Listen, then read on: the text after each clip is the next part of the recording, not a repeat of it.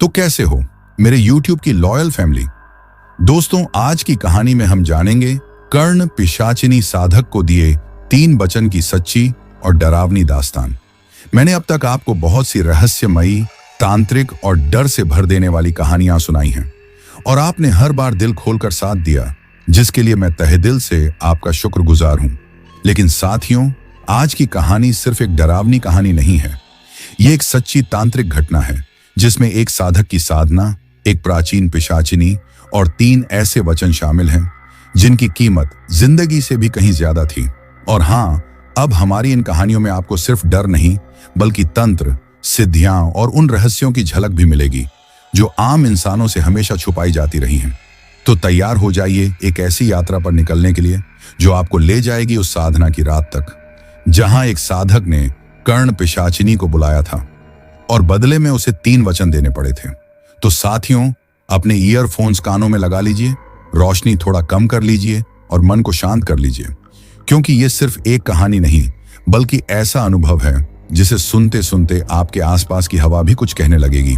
और हां दोस्तों, आपसे एक निवेदन है, अगर आपके पास भी कोई तंत्र मंत्र, साधना या अघोरी जैसी सच्ची या सुनी हुई कहानी है तो आप मुझे मैसेज कर सकते हैं। मैं उस पर भी एक डरावनी कहानी बना दूंगा। आज की कहानी है अंकुर नाम के एक युवक की, जो एक आम इंसान था लेकिन अपने पिता की मौत के बाद कुछ ऐसा देखने सुनने लगा जो इस दुनिया का नहीं था। बात है आज से लगभग 25 साल पहले की। अंकुर एक शांत और पढ़ा लिखा युवक था जो बनारस में अपने पिता के साथ एक पुरानी हवेली में रहा करता था। पिता एक विद्वान पंडित थे, लेकिन उनकी मौत एक रहस्यमयी रात को हुई, जिस रात अंकुर ने पहली बार किसी को अपने कानों में फुसफुसाते सुना था। तू सुन सकता है, अब तू बुला सकता है। शुरुआत में सबने इसे उसका भ्रम कहा, लेकिन फिर वो आवाजें बढ़ती गईं। अंकुर के सपनों में एक चेहरा आने लगा, कानों से खून टपकाता, आंखों से ज्वाला निकालता। और फिर एक रात अंकुर ने उस पिशाचिनी को सचमुच देख लिया। और यहीं से शुरू होती है उसकी तंत्र साधना की खौफनाक यात्रा। एक ऐसा रास्ता जहां कर्ण पिशाचिनी ने उसे 3 वचन मांगे और बदले में दिए ऐसे रहस्य जिनका जानना किसी आम इंसान के बस की बात नहीं। दोस्तों, कहानी शुरू करने से पहले एक विनती। हम हर एपिसोड के पीछे महीनों की रिसर्च करते हैं ताकि आप सिर्फ डरे नहीं बल्कि उन रहस्यों को भी महसूस करें जिन्हें सदियों से ताले में बंद किया गया है। अगर आपको हमारी कहानियां पसंद आती हैं तो चैनल को सब्सक्राइब जरूर करें और इस वीडियो को अपने दोस्तों के साथ जरूर शेयर करें। आपका यही साथ हमें और भी खतरनाक, गहरी और सच्ची कहानियां लाने की हिम्मत देता है। तो चलिए साथियों, अब हम उतरते हैं उस सफर पर जहां कर्ण पिशाचिनी अब भी कानों में फुसफुसाती है और उन 3 वचनों की गूंज अब भी उस साधना स्थल पर महसूस की जा सकती है। रात के करीब 2 बजे थे। बनारस का एक पुराना घाट सूना पड़ा था। दूर कहीं कोई कुत्ता भौंक रहा था और गंगा की लहरें चुपचाप सीढ़ियों को छू रही थीं। घाट पर सिर्फ एक बूढ़ा चंदनदास बैठा था जो बरसों से वहीं एक झोपड़ी में रह रहा था। कहते हैं वह कभी बड़ा व्यापारी था, लेकिन एक रात सब कुछ बदल गया। उस रात भी माहौल कुछ अजीब था। हवा में जैसे कोई भारीपन घुला हुआ था। चंदनदास की आंखें बंद थीं, लेकिन उसका चेहरा डर और पछतावे से भरा हुआ था। उसी समय घाट पर एक और शख्स आया, अनीश, एक 26 साल का युवक जो हाल ही में बनारस आया था। वह इधर उधर भटकते हुए घाट तक पहुंचा था। उसके मन में कई सवाल थे। एक बेचैनी थी जो चैन नहीं लेने दे रही थी। उसके पिता की अचानक मौत, नौकरी का न मिलना और हर तरफ से नाउम्मीदी ने उसे घेर लिया था। वो बस किसी चमत्कार की तलाश में था। घाट की सीढ़ियों पर बैठते ही उसकी नजर चंदनदास पर पड़ी। वो धीरे धीरे उसके पास गया। बाबा, कोई राह बताइए, अनीश ने कहा। कुछ भी ठीक नहीं चल रहा। चंदनदास ने आंखें खोली। उसकी आंखों में थकान से ज्यादा कोई पुराना डर छिपा था। उसने बिना कुछ कहे गंगा की ओर देखा और बोला, कभी किसी ने कहा था जो गंगा के उस पार रात के अंधेरे में जाता है वो या तो धनवान बनता है या श्मशान की आग में समा जाता है। अनीश कुछ समझ नहीं पाया, लेकिन उसकी आंखों में वही लालच था जो कभी अजय की आंखों में था। अगर तू सच में तैयार है, चंदनदास ने धीमे से कहा, तो इस अमावस्या की रात उस तरफ जा जहां कोई नहीं जाता। वहां कुछ है, कुछ जो आज भी किसी का इंतजार कर रही है। अनीश ने झिझकते हुए पूछा, क्या? चंदन दास ने गहरी सांस ली और बोला, कर्ण पिशाचिनी। अनीश ने नाम सुनते ही उसकी तरफ देखा। चंदन दास की आंखें लाल हो गई थीं, वो जैसे अतीत में चला गया हो। मैंने भी उसे बुलाया था, उसने मेरी हर इच्छा पूरी की, लेकिन एक वचन तोड़ दिया। अब मैं बस इंतजार कर रहा हूं कि कब वो मुझे ले जाए। अनीश ने उसकी बातों को पागलपन समझकर हंसने की कोशिश की, लेकिन उसका दिल धड़क रहा था। उसी रात अनीश ने तय कर लिया कि वो भी कोशिश करेगा। अमावस्या की रात आई। अनीश नाव लेकर गंगा पार करने निकला। उसके हाथ कांप रहे थे, लेकिन मन में एक अजीब सी ताकत थी। गंगा पार एक वीरान जगह थी, जहां चिता की राख अब भी हवा में घुली थी। कुछ दूर जलता हुआ एक हवन दिखाई दिया और कुछ अघोरी वहां तंत्र साधना में लगे थे। वही माहौल, वही डर, वही लोबान की महक। अनीश धीरे धीरे उस जगह पहुंचा। अघोरी बाबा ने उसे देखा और मुस्कुराया। तो तू भी धन चाहता है? जानता है ना, यह साधारण रास्ता नहीं। जानता हूं बाबा, पर मैं तैयार हूं, अनीश ने जवाब दिया। अघोरी ने आंखें बंद कर कुछ मंत्र पढ़े और फिर कहा, आज हम फिर से उसे बुलाने वाले हैं, कर्ण पिशाचिनी को, पर तुझे 3 वचन देने होंगे। भूल मत, अगर किसी एक से भी डगमगाया तो मौत भी तरस जाएगी तुझ पर। हवन तेज होने लगा। आग की लपटें ऊंची उठीं, मंत्रों की गूंज गहराती गई। तभी हवा थम गई और आग के बीच से एक परछाई उभरी। पहले सिर्फ उसकी आंखें दिखी, लाल जलती हुई आंखें, फिर उसका चेहरा, वही अनुपम सौंदर्य, लेकिन उस सौंदर्य के पीछे एक भयानक रहस्य। उसके कदम जैसे जमीन को छूते ही नहीं थे और वह सीधा अनीश के सामने आकर खड़ी हो गई। तैयार हो? उसकी आवाज में मधुरता थी, लेकिन एक डरावना कंपन छिपा था। हां, अनीश बोला। तो सुन, 3 वचन। पहला, मेरे अस्तित्व को कभी किसी से साझा नहीं करेगा, वचन देता हूं। दूसरा, मुझे अपनी पत्नी की तरह मानेगा, सिर्फ मुझे संतुष्ट करेगा, वचन देता हूं। तीसरा, कभी मेरी बात नहीं टालेगा और ना ही मुझे छोड़कर जाएगा, वचन देता हूं। कर्ण पिशाचिनी ने मुस्कुराते हुए अपनी हथेली उठाई। हवा में हड्डियों की माला प्रकट हुई और उसने अनीश के गले में डाल दी। वह अब उसका था। कुछ ही दिनों में अनीश की किस्मत पलटने लगी। उसे ऐसे सपने आते जिनमें उसे भविष्य दिखता था। बड़े बड़े अफसर, व्यापारी और नेता उसके पास सलाह लेने आने लगे। अनीश सबको वही बताता जो उसे कर्ण पिशाचिनी सपने में बताती। वह रातों रात करोड़ों का मालिक बन गया, लेकिन अब उसके आसपास वही चीजें दिखने लगी थीं जो बाकी लोगों को नहीं दिखती थीं। कभी कोई परछाई, कभी कोई स्त्री की धीमी हंसी, कभी किसी की सांसों की आवाज जो उसके बगल में होती पर कोई नजर ना आता। एक रात जब अनीश शराब के नशे में डूबा था, उसके कमरे में अजीब ठंडक भर गई। शीशे पर खुद ब खुद लिखा गया, वचन मत तोड़ना, और साथ में एक खून की बूंद टपकी। अनीश की जिंदगी अब पूरी तरह बदल चुकी थी, लेकिन उस बदलाव में एक अंधेरा सा घिरता जा रहा था। उसकी नींद उड़ी उड़ी सी रहती और वह बार बार कर्ण पिशाचिनी की लाल जलती आंखों को सपनों में देखता। धीरे धीरे वह खुद भी महसूस करने लगा कि यह शक्ति केवल सौभाग्य नहीं, बल्कि एक बंधन भी है, एक ऐसा बंधन जिसे तोड़ना नामुमकिन था। एक रात जब अनीश फिर से उस हवन कुंड के पास पहुंचा, तो वहां एक नया अघोरी साधक खड़ा था। उसका नाम था नीलकंठ, एक लंबा कदकाठी वाला साधक जिसकी आंखों में अनदेखी गहराई थी। नीलकंठ ने अनीश को देखते ही कहा, तुमने कर्ण पिशाचिनी से जो वचन लिए हैं वे आसान नहीं हैं। कईयों ने उसे तड़प तड़प कर खो दिया है, पर तुम अभी शुरुआत में हो। अनीश ने घबराते हुए पूछा, क्या इसका कोई इलाज है? क्या इससे मुक्त होना संभव है? नीलकंठ ने धीमे से कहा, मुक्ति? हां, लेकिन इसका दाम बहुत भारी होगा। तुम्हें अपनी आत्मा की गहराई में जाकर उस त्रय को पहचानना होगा। वह 3 वचन जो तुमने दिए वे तुम्हें धीरे धीरे निगल रहे हैं। हर वचन के पीछे एक काला राज छुपा है। अनीश के दिल की धड़कन तेज हो गई। बताओ, क्या करना होगा? नीलकंठ ने चेतावनी देते हुए कहा, पहला वचन है, मेरा अस्तित्व किसी को नहीं बताना। इसका मतलब है कि कर्ण पिशाचिनी का असली रूप और उसकी शक्तियां किसी के सामने प्रकट नहीं होनी चाहिए। अगर कहीं बात चली तो वह तुम पर अपनी भयंकर क्रोध भड़काएगी। दूसरा वचन, मुझे अपनी पत्नी की तरह मानना।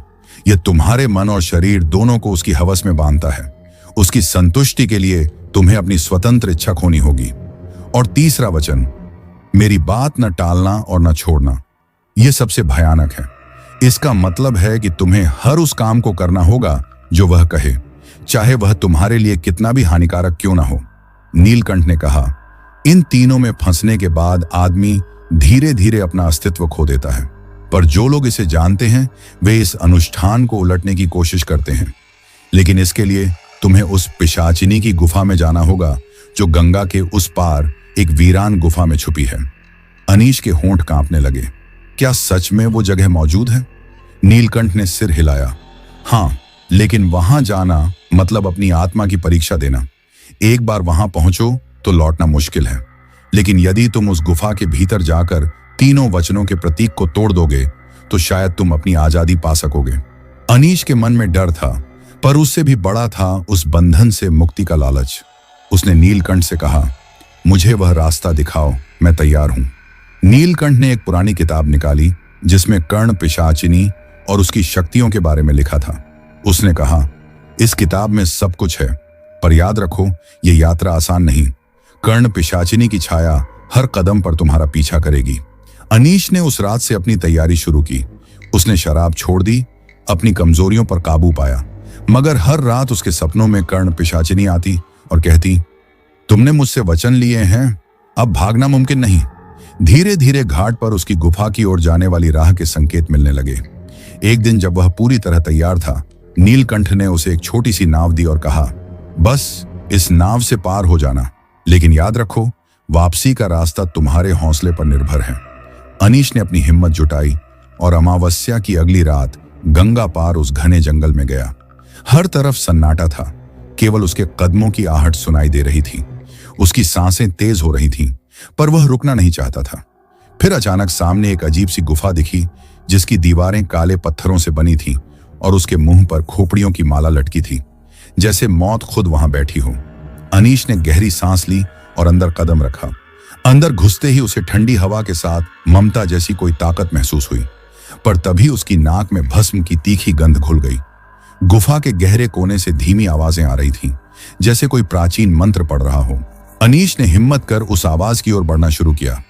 अनीश जैसे जैसे गुफा के अंदर गहराता गया, उसे वहां एक औरत की आहट महसूस हुई। वह ठंडी पर गंभीर थी। अचानक एक बूढ़ी महिला प्रकट हुई जिसके चेहरे पर समय की लकीरें गहराई से उभरी थीं। उसका नाम था महाश्वेता। वह एक रहस्यमयी साधिका थी जो वर्षों से इस गुफा की रक्षा कर रही थी। महाश्वेता ने धीरे से कहा, अनीश, तुम यहां अपनी मुक्ति के लिए आए हो, पर यह रास्ता आसान नहीं। कर्ण पिशाचिनी की शक्ति केवल तुम्हारा भाग्य ही नहीं, तुम्हारी आत्मा भी खा रही है। अनीश ने हिम्मत जुटाई और बोला, महाश्वेता माता जी, मैं इस बंधन से मुक्त होना चाहता हूं। मुझे अपने वचनों का बोझ तले दबा हुआ महसूस होता है। क्या आप मेरी मदद करेंगी? महाश्वेता ने उसकी आंखों में देखा और कहा, मदद तो मैं करूंगी, लेकिन इसका दाम है। तुम्हें 3 परीक्षाओं से गुजरना होगा, सत्य, धैर्य और बलिदान की परीक्षा। जो भी इन परीक्षाओं में असफल होगा उसकी आत्मा कर्ण पिशाचिनी के वश में हमेशा के लिए आ जाएगी। अनीश ने निडर होकर कहा, मैं तैयार हूं। महाश्वेता ने एक पुराना झाड़ू निकाला और उस पर सफेद राख छिड़कते हुए कहा, पहली परीक्षा सत्य की है। तुम्हें अपने सबसे गहरे भय और पाप से सामना करना होगा। जो भी सच छुपा होगा वह उजागर हो जाएगा। तभी गुफा के अंधेरे में अनीश के बचपन की यादें चमकी। उसका धोखा, उसकी नाकामियां, वह पल जब उसने अपनी पत्नी सीमा से झूठ बोला था, वो सब बातें उसकी आंखों के सामने जीवंत हो उठी। उसे अपने भीतर के अपराध और भय का सामना करना पड़ा। जैसे ही वह सच स्वीकार करता गया, गुफा की दीवारों पर चमकने वाले लाल अक्षर धीरे धीरे मिटने लगे। महाश्वेता ने मुस्कुराते हुए कहा, पहली परीक्षा पास हुई। फिर उसने कहा, दूसरी परीक्षा धैर्य की है। कर्ण पिशाचिनी की शक्ति तुम्हें लुभाएगी, डरा देगी, तुम्हें पीछे हटने पर मजबूर करेगी। तुम्हें अपने मन को मजबूत रखना होगा। तभी गुफा के बीचों बीच एक झिलमिलाती लाल रोशनी प्रकट हुई और उसमें कर्ण पिशाचिनी के लाल जलते नेत्र चमकने लगे। उसकी आवाज गूंजने लगी, अनीश, छोड़ दे ये सब, मुझे मत छोड़, मैं ही तेरा भाग्य हूं। पर अनीश ने गहरी सांस ली, अपने मन को संभाला और बोला, तुम्हारा प्रभाव मेरे ऊपर नहीं चलेगा। महाश्वेता ने सिर हिलाया, तुमने अपनी इच्छा शक्ति दिखाई, अब अंतिम परीक्षा बची है, बलिदान। अचानक गुफा में एक युवा युवक प्रकट हुआ जिसका नाम था आरव। वह अनीश का पुराना दोस्त था जिसे अनीश बचपन से जानता था। लेकिन आरव की आंखों में अब अजीब सी चमक थी, जैसे वह कर्ण पिशाचिनी के प्रभाव में आ चुका हो। महाश्वेता ने कहा, आरव तुम्हारे बलिदान की परीक्षा है। तुम्हें उसे छोड़कर इस गुफा से बाहर निकलना होगा, वरना वह तुम्हें और तुम्हारी आत्मा को इस बंधन में फंसा लेगा। अनीश की आंखें भर आईं। उसे आरव से लगाव था, पर महाश्वेता की बात सच थी। अगर वह आरव के पीछे गया तो खुद खो जाएगा। अनीश के सामने आरव खड़ा था। उसकी आंखों में अब कर्ण पिशाचिनी की लालिमा साफ दिख रही थी। आरव ने धीरे से कहा, अनीश, तुम मुझसे दूर हो जाओ, नहीं तो मैं तुम्हें भी इस बंधन में फंसा लूंगा। अनीश के दिल में दर्द उठा, लेकिन उसने खुद को संभाला। उसने मन में ठाना कि चाहे कुछ भी हो जाए, वह इस जाल से बाहर निकलेगा। तभी महाश्वेता ने कहा, अब आखिरी परीक्षा शुरू होती है। तुम्हें अपने सबसे करीबी मित्र को छोड़कर जाना होगा। अगर तुम असफल हुए तो कर्ण पिशाचिनी की शक्तियां तुम्हें हमेशा के लिए निगल लेंगी। अनीश ने गहरी सांस ली और कहा, मैं तैयार हूं। जैसे ही उसने कदम पीछे हटा लिया, गुफा में अंधेरा घना हो गया और एक भयानक हवा चली। उसी वक्त वहां एक नया व्यक्ति प्रकट हुआ। उसका नाम था नरहरि। नरहरि एक जाने माने तांत्रिक था, जिसे लोग डर के मारे कालचक्र के नाम से जानते थे। वह अनीश की परीक्षा लेने आया था, पर उसकी नीयत साफ नहीं थी। नरहरि ने मुस्कुराते हुए कहा, अनीश, यह खेल अभी खत्म नहीं हुआ। कर्ण पिशाचिनी की शक्ति तुम्हें इतना बड़ा दांव खेलने को मजबूर कर रही है कि शायद तुम्हें अपनी आत्मा की कीमत चुकानी पड़ेगी। मैं तुम्हें मदद कर सकता हूं, पर इसके लिए तुम्हें मेरी शर्तें माननी होंगी। अनीश ने हिम्मत दिखाते हुए कहा, मैं अपनी आत्मा की कीमत नहीं चुकाऊंगा, चाहे जो भी हो। नरहरि ने ठंडी हंसी में कहा, फिर देखो यह खेल कैसे खत्म होता है। गुफा में एक गहरी सन्नाटा छा गया और कर्ण पिशाचिनी की लाल जलती आंखें फिर से चमकने लगीं। अनीश अब समझ चुका था कि यह लड़ाई उसके जीवन की सबसे बड़ी परीक्षा थी, जिसमें वह हार भी सकता था और जीत भी। पर एक बात तय थी, अब वह पीछे नहीं हटेगा। अनीश के कदम थम गए थे, लेकिन अंदर एक आग सी जल रही थी। नरहरि की बातें सुनकर भी वह डगमगाया नहीं।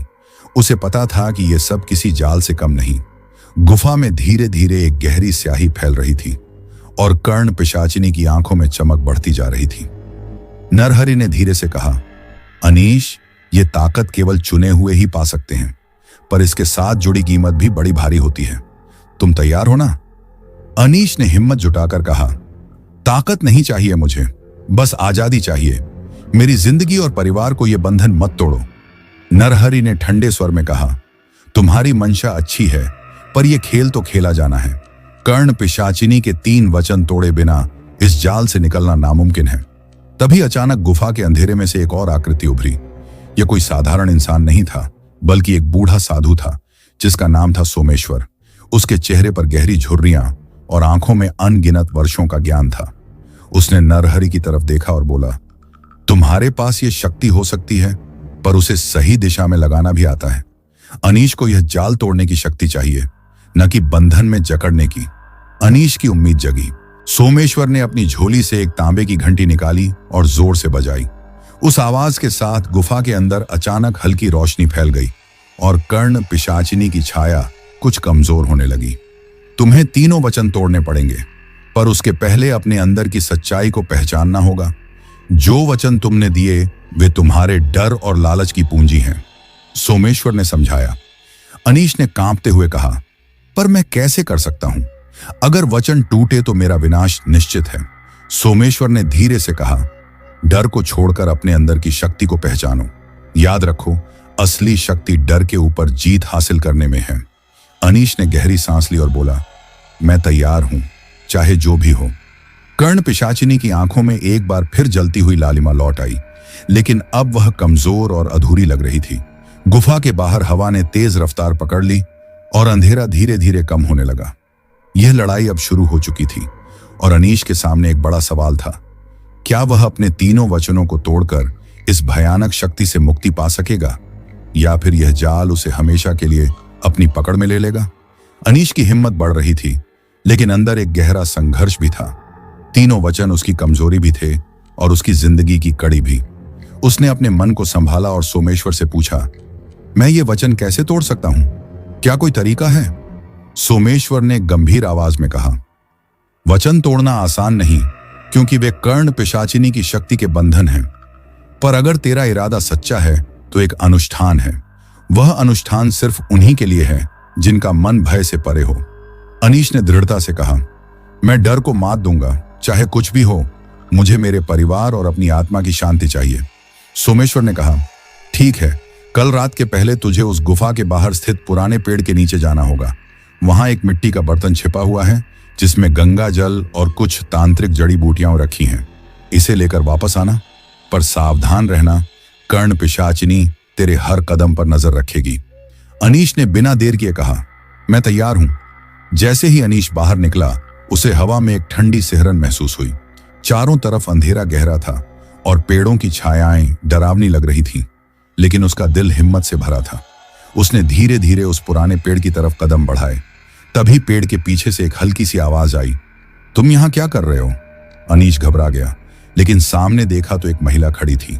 उसकी आंखों में गहरा करुणा और रहस्य था। उसने कहा, मेरा नाम है रश्मि, मैं इस इलाके की पुरानी रहने वाली हूं। मैं जानती हूं कि तुम किस जाल में फंसे हो। अनीश ने आश्चर्य से पूछा, क्या आप मेरी मदद कर सकती हैं? रश्मि ने गंभीर होकर कहा, हाँ, पर इसके लिए तुम्हें मेरी बात माननी होगी। कर्ण पिशाचिनी की शक्ति बहुत प्राचीन है और इसे हराना आसान नहीं। मैं तुझे अनुष्ठान के लिए आवश्यक मंत्र और रक्षा के उपाय बताऊंगी, पर याद रखो, अगर तुम अपने मन की शंका और डर को पार कर गए तभी तुम सफल हो पाओगे। अनीश ने निश्चय किया, मैं आपकी हर बात मानूंगा। अब मैं डर को जीतकर अपने जीवन को वापस पाना चाहता हूं। रश्मि ने मुस्कुराते हुए कहा, तो चलो, समय कम है, तैयार हो जा। कल रात हम मिलेंगे और उस अनुष्ठान की शुरुआत करेंगे। अनीश ने पहली बार बहुत लंबे समय बाद उम्मीद की एक किरण महसूस की, लेकिन क्या वह सच में इस रहस्यमय शक्ति से पार पा सकेगा? क्या उसकी आत्मा और परिवार की रक्षा हो पाएगी? और सबसे बड़ी बात, क्या कर्ण पिशाचिनी उसे अपना बंदी बना पाएगी या वह उससे आजाद हो जाएगा? अनीश ने उस रात सोते सोते कई बार अपनी जिंदगी के उन पलों को याद किया जब सब कुछ ठीक था, पर अब सब उलट पुलट हो चुका था। रश्मि ने उसे जो बातें बताईं वे किसी पुरानी परत में दबे सच की तरह लग रही थीं। उसने महसूस किया कि यह कहानी किसी लोक कथा या फिल्म की नहीं, बल्कि आसपास की उन छुपी हुई घटनाओं की तरह है जिनके बारे में लोग सिर्फ फुसफुसाते हैं। अगली रात जैसे ही घड़ी के कांटे 12 बजे के करीब पहुंचे, अनीश और रश्मि उस पुराने पेड़ के नीचे मिले। अंधेरा इतना गहरा था कि चांद भी अपने पूरे रूप में नहीं दिख रहा था। रश्मि ने चुपके से कहा, यह जगह बहुत समय से शापित है। यहां कई लोग आए और जाने लगे, पर जो कर्ण पिशाचिनी के बंधन में फंसे उनकी वापसी मुश्किल हुई। उन्होंने मिट्टी के बर्तन से गंगा जल निकाला, उसमें जड़ी बूटियां डालकर मंत्र पढ़ने लगी। हवा अचानक ठंडी हो गई, जैसे आसमान भी डर गया हो। कुछ ही देर में दूर से किसी की धीमी सी हंसी सुनाई दी, जो कि अनीश के दिल को कांपने पर मजबूर कर रही थी। रश्मि ने फुसफुसाते हुए कहा, यह आवाज है कर्ण पिशाचिनी की। वह हमारी हर हरकत पर नजर रख रही है। अगर हम सही वक्त पर सही मंत्र नहीं पढ़े तो परिणाम घातक होगा। अनीश ने कांपते हुए पूछा, क्या सच में ऐसी कोई शक्ति होती है जो इंसान की आत्मा को अपने नियंत्रण में कर लेती है? रश्मि ने धीरे से कहा, यह कोई कल्पना नहीं, यह वो सच्चाई है जिसे लोग छुपाना चाहते हैं। मेरी दादी ने भी इस इलाके में ऐसी घटनाएं देखी थीं, जिन्हें सुनकर गांव वाले रात भर घर के बाहर नहीं निकलते थे। अनीश के मन में भय के साथ साथ एक अजीब सी दृढ़ता भी जागी। वह जानता था कि अगर वह हार गया तो उसकी जिंदगी बस एक भूली हुई कहानी बनकर रह जाएगी, पर अगर वह जीत गया तो वह उन सभी की मदद कर सकेगा जो इस रहस्यमय शक्ति के चक्रव्यूह में फंसे हैं। उस रात से अनीश की जिंदगी फिर कभी वैसी नहीं रही। उसने अनुभव किया कि कर्ण पिशाचिनी जैसी शक्तियां कहीं बाहर नहीं, बल्कि हमारे आसपास छुपी हुई हैं, जो हमारी हसरतों, लालच और कमजोरियों को पहचान कर हमला करती हैं। और सच पूछो तो ये कहानी जितनी रहस्यमय है उतनी ही सच्ची भी लगती है, क्योंकि कई लोग ऐसे हैं जो बिना नाम लिए, बिना दहशत फैलाए, ऐसे ही अपने जीवन के अनजाने स्याह सन्नाटों में फंसे हुए हैं। रात के सन्नाटे में उस पुराने मंदिर के पास एक औरत खड़ी थी। उसकी आंखें लाल जैसी जलती हुई आग की तरह थीं और उसका चेहरा ऐसा था जैसे उसने हजारों साल का दर्द सहा हो। गांव वाले उसे मां रुद्राणी कहते थे। कहते हैं वह उस इलाके की सबसे ताकतवर साधिका थी, जिसने कर्ण पिशाचिनी की परछाइयों से लड़ते हुए कई लोगों को बचाया था। पर उसके पास भी कर्ण पिशाचिनी को पूरी तरह मिटाने की ताकत नहीं थी। अजय की हालत दिन प्रतिदिन बद से बदतर होती जा रही थी। उसकी तबीयत भी खराब रहने लगी थी और उसे बार बार अजीब सी आवाजें सुनाई देने लगी। वह रात को सो नहीं पाता था, जैसे कोई उसकी आत्मा पर नजर रखे हो। एक रात जब अजय फिर से डर से कांप रहा था, तभी मां रुद्राणी उसके घर आई। वह चुपचाप अंदर आई। उसके साथ एक छोटा सा पोटली था, जिसमें उसने कुछ जड़ी बूटियां और पुरानी किताब रखी थी। उसने अजय से कहा, तुमने जो वचन लिए उसकी कीमत अब चुकानी पड़ेगी, लेकिन मैं तुम्हें एक आखिरी मौका दे सकती हूं। इस पोटली को लेकर गंगा के उस पार जाकर 3 रातें लगातार रहना होगा। वहां तुम्हें अपनी आत्मा और कर्ण पिशाचिनी के बीच लड़ना पड़ेगा। यह आसान नहीं होगा, लेकिन यही तुम्हारा रास्ता है। अजय ने हिम्मत जुटाई और अगले दिन रात के वक्त उस पोटली को लेकर गंगा पार चल पड़ा। वह जानता था कि यह लड़ाई उसकी जिंदगी की सबसे बड़ी परीक्षा होगी। उस अंधेरे में जब सिर्फ चांद की फीकी रोशनी थी, उसे महसूस हुआ कि कोई छाया उसके पीछे पीछे चल रही है। कर्ण पिशाचिनी की हवा में गूंजती हुई हंसी उसे सता रही थी, पर अजय अब डर नहीं रहा था। उसकी आंखों में अब एक अजीब सी चमक थी, जैसे उसने उस भय को स्वीकार कर लिया हो। यह लड़ाई केवल शक्ति की नहीं, बल्कि उसकी आत्मा की थी। यह सच है कि ऐसी घटनाएं अक्सर लोगों के सामने नहीं आती, पर जो उन्हें देख पाते हैं वे जानते हैं कि दुनिया में कई ऐसी ताकतें हैं जो हमारी सोच से परे हैं। अजय की कहानी भी उन्हीं में से एक है, जो अब भी उस अंधेरे में कहीं जारी है, जहां से लौटना आसान नहीं। अजय जब गंगा के उस पार पहुंचा तो हवा और भी ठंडी लग रही थी। चारों ओर गहरे अंधकार के बीच सिर्फ पोटली की हल्की चमक उसके हाथ में थी। उसने मां रुद्राणी की दी हुई जड़ी बूटियों को अपनी छाती पर रख लिया और ध्यान में बैठ गया। अचानक एक ठंडी ठंडी सिहरन उसके शरीर में दौड़ गई। हवा में एक अजीब सी गूंज उठी, मानो कोई प्राचीन आवाजें बुला रही हों। तभी दूर से एक पुरानी टूटी हुई हवेली की परछाई दिखी, जहां से धुंधली लाल रोशनी झांक रही थी। अजय का दिल तेजी से धड़कने लगा, लेकिन उसने पीछे हटने का नाम नहीं लिया। वह धीरे धीरे उस हवेली के अंदर गया। अंदर घुसते ही उसे लगा जैसे सारी हवेली उसके आसपास सांस ले रही हो। दीवारों पर अंधेरे से चेहरे उभर रहे थे, जो उसकी तरफ घूर रहे थे। उसी वक्त एक नई आवाज गूंजी, तुम यहां क्यों आए हो? आसपास से एक बूढ़ा आदमी निकल कर आया, जिसके चेहरे पर गहरा गम और डर दोनों झलक रहे थे। उसने खुद को कपिल साधु बताया, जो वर्षों से कर्ण पिशाचिनी की सत्ता को खत्म करने की कोशिश में था, पर असफल रहा था। कपिल ने अजय को चेताया, यहां से लौट जाना बेहतर है, वरना यह आत्मा तुम्हें चीर फाड़ कर रख देगी। लेकिन अजय ने मजबूती से कहा, मैं पीछे नहीं हटूंगा, मैं अपना बदला लेना चाहता हूं। कपिल ने उसे एक पुरानी तांत्रिक किताब दी और कहा, तुम्हें इसे पढ़कर 3 रातें लगातार वही मंत्र पढ़ना होगा जो इस आत्मा को बंधन में बांध सके। लेकिन सावधान रहना, कर्ण पिशाचिनी की शक्ति बहुत प्रबल है। अजय ने किताब को थामा और पहली रात से ही उसकी जिंदगी डर और जादू के बीच झूलने लगी। वह महसूस करने लगा कि कोई उसकी आत्मा में छुपकर उसे नियंत्रित करने की कोशिश कर रहा है। वह धीरे धीरे खुद को खोता जा रहा था। फिर जैसे जैसे रातें बीतती गईं, अजय के भीतर एक अजीब शक्ति जागने लगी। क्या यह शक्ति उसे कर्ण पिशाचिनी से लड़ने में मदद करेगी, या वह भी उसी के वश में आ जाएगा? तीसरी रात थी। गंगा के किनारे हवाएं अब और ज्यादा भारी लगने लगी थी।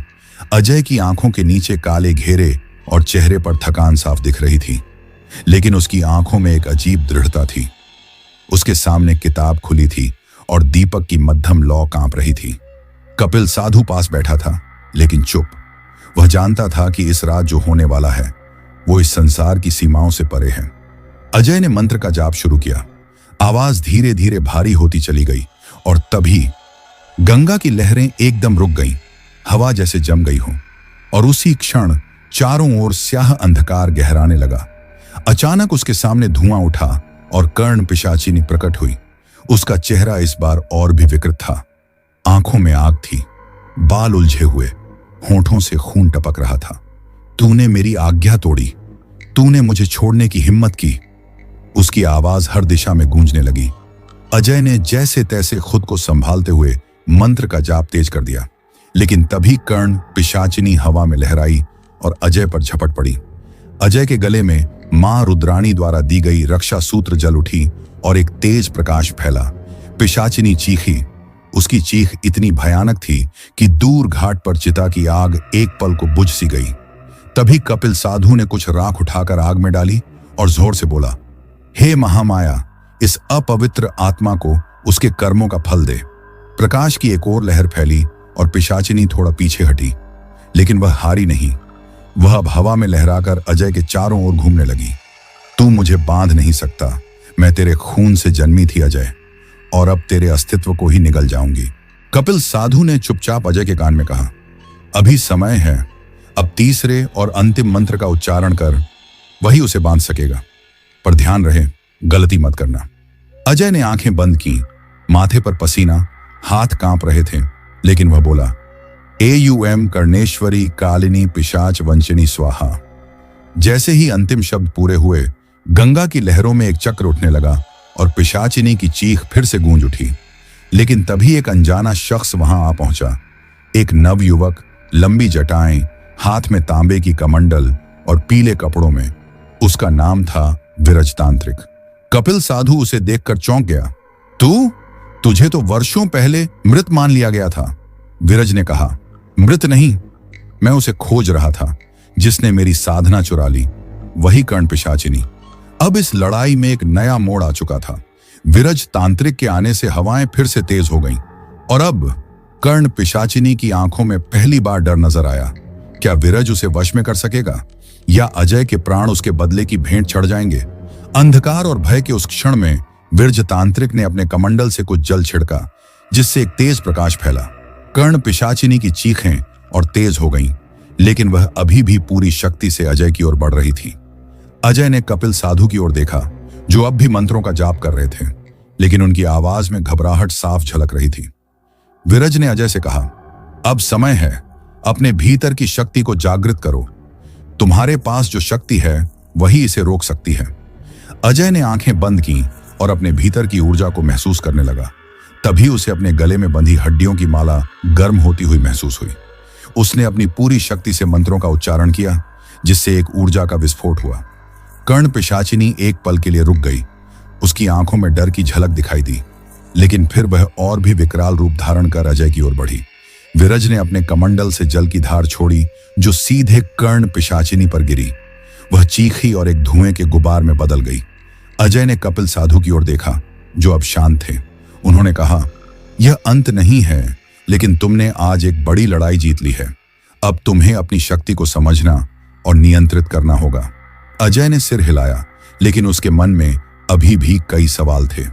कहानी का अगला भाग, कर्ण पिशाचिनी का रहस्य और वह ताबीज, विरज तांत्रिक की साधना और अजय की आत्मिक शक्ति से वह रात तो टल गई, लेकिन सुबह जब अजय ने मंदिर के पास की पुरानी कुठरिया में कदम रखा, तो वहां की दीवार पर खून से लिखा हुआ एक वाक्य मिला, जिसने मुझे रोका, अब वह खुद मेरी छाया बन जाएगा।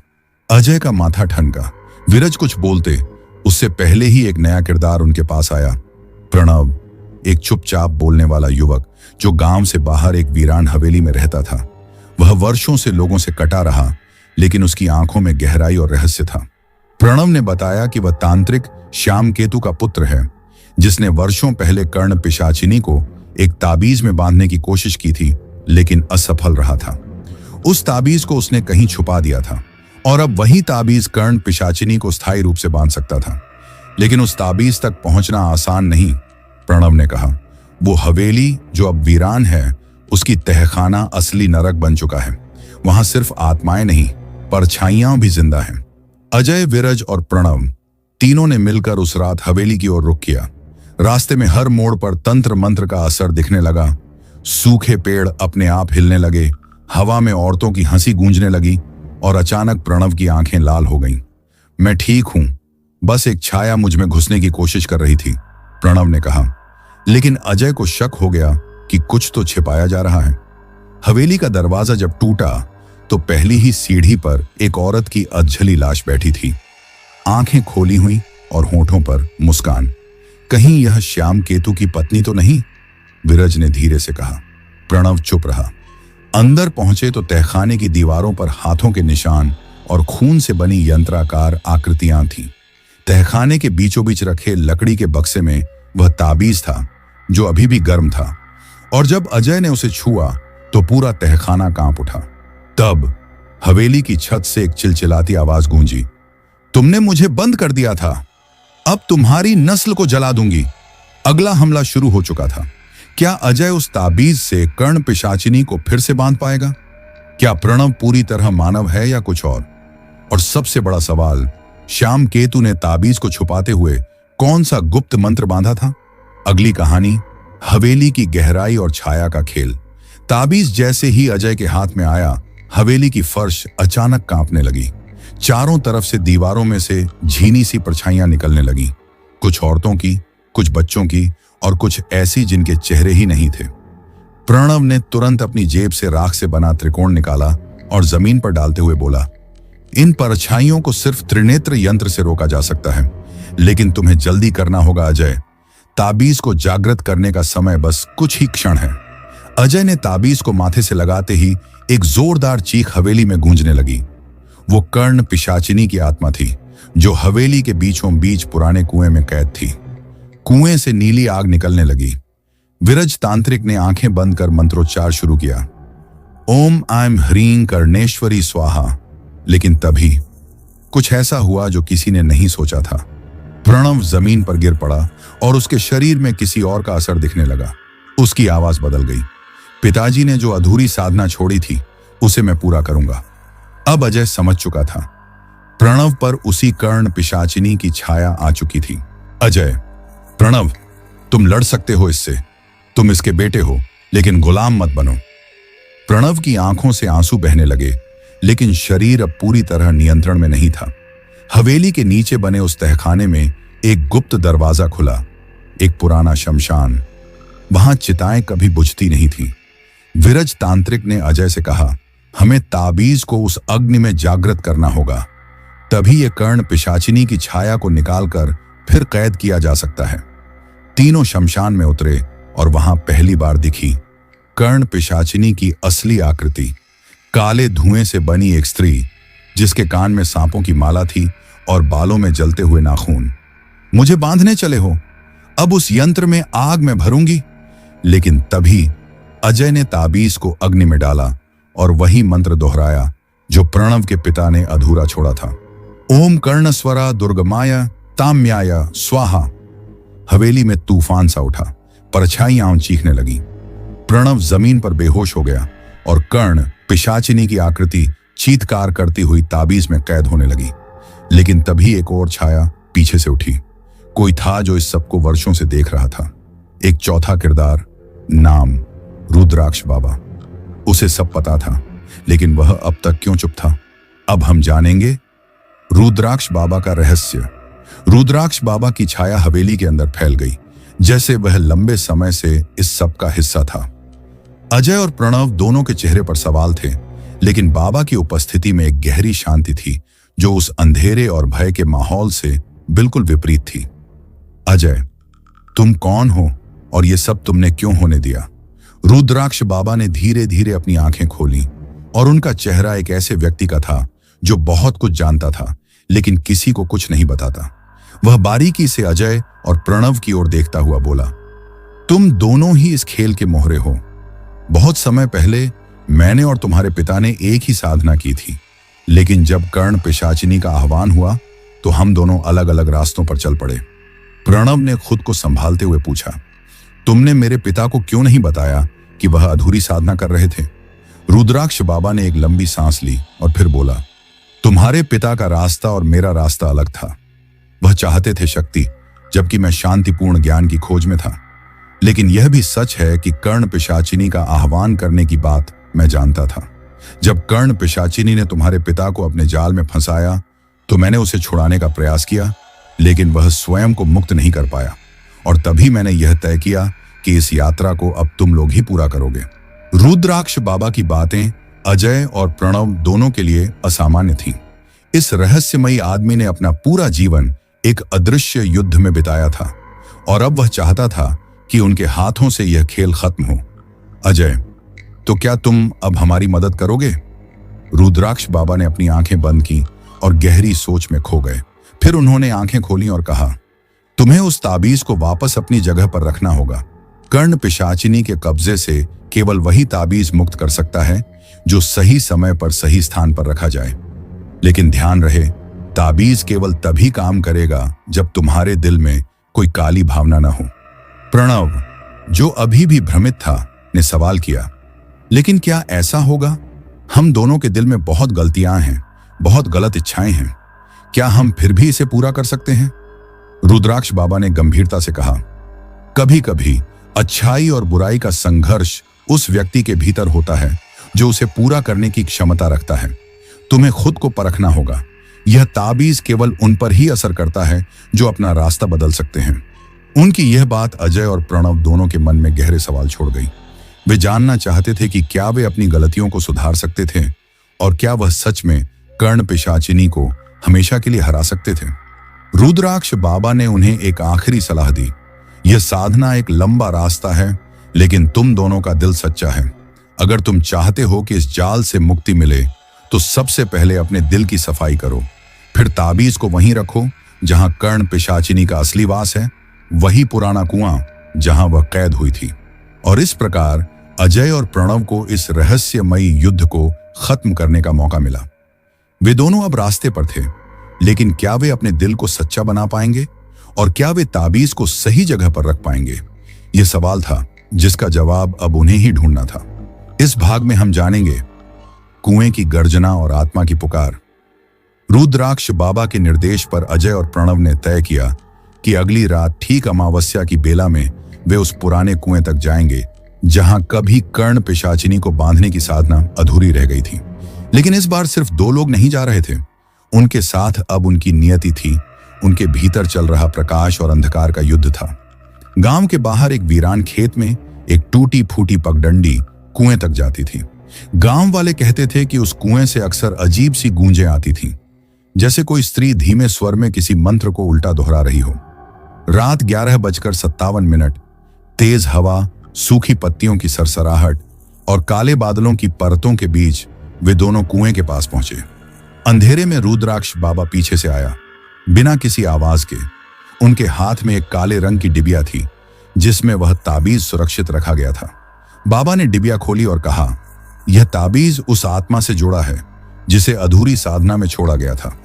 इसका सही स्थान कुएं के अंदर है, उस पत्थर के गर्भ में जिसे तुम छू भी नहीं सकते बिना स्वीकृति के। अजय आगे बढ़ा, लेकिन जैसे ही उसने कुएं के किनारे की मिट्टी छुई, जमीन हल्के हल्के कांपने लगी।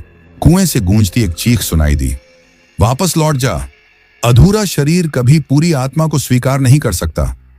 प्रणव कांप गया, लेकिन उसने हिम्मत दिखाई। उसने ताबीज अपने हाथ में लिया और आंखें बंद कर ली। उस क्षण उसे अपने पिता की आवाज सुनाई दी, एक चेतावनी जैसी नहीं बल्कि एक विनती, जो मैंने अधूरा छोड़ा तुम पूरा करना, लेकिन खुद को मत खो देना। रुद्राक्ष बाबा ने मंत्र पढ़ना शुरू किया, एक ऐसा तांत्रिक स्वर जो हवा में बिजली जैसा कंपन भर रहा था। तभी एक नया किरदार वहां प्रकट हुआ, एक लड़की। उसका नाम था नीरा। उसने सफेद साड़ी पहन रखी थी, पर उसका चेहरा धुंध से ढंका था। वह बोली, मैं उस आत्मा की छाया हूं, मुझे बांधने वालों में से एक थी, लेकिन अब मैं मुक्त करना चाहती हूं, क्योंकि वह आत्मा अब भी तड़प रही है, अब भी अधूरी है। अजय ने सवाल किया, तुम कौन हो? क्यों हमारी मदद करना चाहती हो? नीरा की आवाज कांप रही थी, क्योंकि मैं भी कभी एक तांत्रिक की शिष्या थी और मैंने भी उस आत्मा को कष्ट दिए, लेकिन मेरी मौत साधना में हुई और अब मेरी आत्मा भी इस बंधन में है। जब तक वह आत्मा शांत नहीं होगी, हम सब भटकते रहेंगे। अब सब कुछ स्पष्ट था। यह एक आत्मा की मुक्ति की नहीं, कई अधूरी आत्माओं की शांति की कहानी थी। प्रणव ने हिम्मत की, ताबीज को उठाया और नीरा के निर्देश पर कुएं की भीतरी दीवार में बने एक गुप्त हिस्से में रखा। जहां ताबीज रखे जाने से एक गहरा कंपन हुआ और एक तेज नीली रोशनी निकली। कुएं से चीख की जगह अब एक धीमी कराह निकली। फिर एक स्त्री की आवाज आई, धन्यवाद, अब मैं जा सकती हूं। रुद्राक्ष बाबा ने मौन में आंखें बंद की और नीरा की आत्मा भी धीरे धीरे हवा में घुल गई, एक मुस्कान के साथ। लेकिन जैसे ही सब शांत हुआ, अचानक कुएं की गहराई से एक दूसरी आवाज आई, भारी और क्रूर। एक को मुक्ति दी, लेकिन बाकी बचे हैं। मैं अकेली नहीं थी। कहानी का अगला भाग दूसरी आत्मा का रहस्य और प्रेत की गुफा। कुएं से निकली वह भारी आवाज जैसे आसमान को चीरती हुई आई थी। अजय और प्रणव के रोंगटे खड़े हो गए। नीरा की आत्मा तो शांत हो गई थी, लेकिन अब साफ था कि कहानी सिर्फ एक आत्मा की मुक्ति की नहीं थी, बल्कि किसी बहुत बड़े बंधन का हिस्सा थी। रुद्राक्ष बाबा ने धीरे से आंखें खोली और जमीन पर हाथ रखकर बोले, अब जो जागा है वह केवल आत्मा नहीं, एक प्राचीन प्रेत है जिसे कई 100 वर्षों से बंधन में रखा गया था। यह भूमि अब सुरक्षित नहीं है, प्रणव ने कांपते हुए पूछा। लेकिन बाबा, वह कौन है और अब क्या होगा? बाबा कुछ क्षण चुप रहे, फिर बोले, जिस तंत्र से उस आत्मा को बांधा गया था वह अकेली नहीं थी। उस साधना में एक और शक्ति को नीचा दिखाया गया था, एक गुफा प्रेत जिसे साधक भूल गए थे। वह वहीं उसी जमीन के नीचे छुपा रहा और आज वह फिर से जागा है। नई दिशा। गांव के पीछे की गुफा प्रेत की कथा गांव में बहुत साल पहले एक जगह थी जिसे काल गुफा कहते थे। गांव के बुजुर्ग बताते थे कि वहां कई तांत्रिकों ने मिलकर किसी अज्ञात शक्ति को बांधा था। वह शक्ति न आत्मा थी न इंसान, वह एक प्रेत रूपांतरण था, यानी वह किसी भी आत्मा का रूप ले सकता था और उसे अपनी छाया बना सकता था। उस काल गुफा का रास्ता अब मिट चुका था, लेकिन गांव के एक पुराने साधक शिव प्रसाद बैरागी को उस रास्ते का ज्ञान था। नया किरदार, शिव प्रसाद बैरागी। शिव प्रसाद बैरागी अब एकांत में रहने वाले बूढ़े साधक थे, जिनके माथे पर सदियों पुरानी साधना के चिन्ह थे। उन्हें लोग पागल समझते थे, पर रुद्राक्ष बाबा जानते थे कि बैरागी ही वह व्यक्ति हैं जो इस गुफा की सच्चाई उजागर कर सकते हैं। अगले दिन तीनों, बाबा, अजय और प्रणव, शिव प्रसाद बैरागी से मिलने पहुंचे। शिव प्रसाद ने उनकी बात सुनी और बोला, तुमने उसकी सांकल खोल दी है। वह अब गांव की हर आत्मा को अपने रूप में बदलने लगेगा। नीरा की मुक्ति नहीं हुई, वह केवल उसकी पहली छाया थी। अब हर वो आत्मा जिससे कोई अन्याय हुआ है वह उसकी सेना बनेगी। अजय स्तब्ध रह गया। मतलब वो आत्मा नहीं मरी, वो उसका हिस्सा थी? बैरागी बोले, वो एक प्रेत प्रतिबिंब है। उसका असली रूप काल गुफा में है। जब तक कोई उस गुफा में जाकर त्रिपाठी यंत्र को नष्ट नहीं करता, वह प्रेत और उसकी परछाइयां मुक्त रहेंगी। प्रणव ने हिम्मत करते हुए पूछा, तो हमें उस काल गुफा तक जाना होगा? रात का सीन। काल गुफा की ओर यात्रा तीनों अगली रात को निकले। रुद्राक्ष बाबा, अजय, प्रणव और उनके मार्गदर्शक शिव प्रसाद बैरागी। हाथ में अग्निधार मंत्रों से भरा दीपक, जेब में त्रिशूल की नोक और मस्तिष्क में डर। जैसे जैसे वे आगे बढ़े, जंगल की हवा ठंडी होती गई, लेकिन उसमें एक अजीब सी घुटन थी, जैसे हर पेड़ कुछ कहना चाहता हो, हर पत्ता किसी की आंख बन गया हो। अचानक जंगल में एक बांसुरी की आवाज गूंजने लगी, धीमी लेकिन विचित्र। बैरागी ने चिल्लाकर कहा, भागो नहीं, ये उसकी पहली परीक्षा है। आवाज का पीछा मत करना। पर अजय पर किसी का वश होने लगा था। उसकी आंखें नीली हो रही थीं। वह बांसुरी की दिशा में चलने लगा। रुद्राक्ष बाबा ने मंत्र फूंका और एक रक्षा रेखा बनाई, जिससे अजय कुछ ही कदमों में रुक गया। बाबा बोले, यही उसकी चाल है। वह तुम्हारे भय और दोषों से खेलता है। जिसने भी पाप छुपा रखा है वह उसके काबू में आ जाएगा। गुफा के द्वार पर आखिर वे गुफा के पास पहुंचे। एक बड़ा शिलाखंड जिस पर अजीब सी आकृतियां उकेरी हुई थीं, सामने पड़ा था। बैरागी ने मंत्र पढ़कर एक गुप्त द्वार खोला। अंदर एक लंबा अंधकारमय सुरंग था, जिसके अंतिम छोर पर कुछ हिलता सा दिख रहा था, जैसे कोई सांस ले रहा हो। रुद्राक्ष बाबा ने कहा, अब पीछे हटने का कोई रास्ता नहीं। तुम्हें अपने अंदर के डर को हराना होगा। जो उस प्रेत से पहले खुद को पहचान ले, वही उसे बांध सकता है।